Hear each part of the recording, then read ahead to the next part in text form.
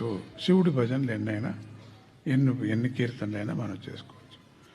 ఇది అయిన తర్వాత ఒక దీపం పెట్టుకోవాలి. ఇక్కడ మనం ఎందుకు దీపం పెట్టలేదంటే ఏసీ కాబట్టి కష్టంగా ఉంది కాబట్టి మొదటి న్యాయంగా మీరు దీపం పెట్టుకోవాలి. ప్రతి భంజన సందర్భంలో కూడా దాని మీద పంజరం ఉండే దీపం పెట్టుకోవాలి. పంజరం అంటే ఏ గాలికి ఏం కాకూడదు, అది చిన్నగా వెలుగుతూ ఉండాలి. చిన్నగా వెలుగుతూ అది నెయ్యి దీపమే పెట్టుకోవాలి.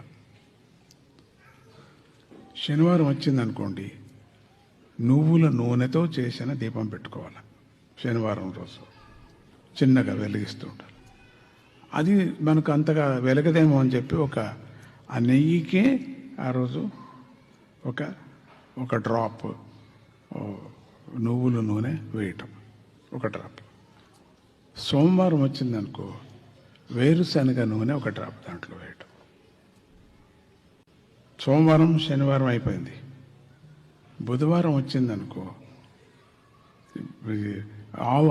ఆవ నూనె ఉంది కదా, ఆవ నూనె ఒకే డ్రాప్ ఆవ నూనె వేయటం.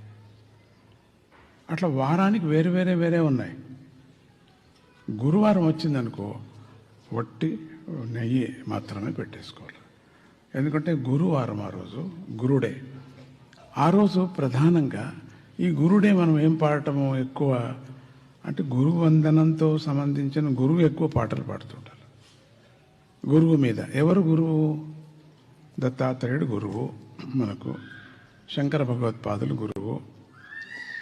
ఆయన మీద ఉండేటువంటి కీర్తనలు, శంకర భగవత్పాదులు ఏం చేశారో అవన్నీ కూడా మనం స్మరణ చేసుకుంటూ, మనకు హిందువులకి మొట్టమొదట గురువు మనకెవరు అంటే శంకర భగవత్పాదులు.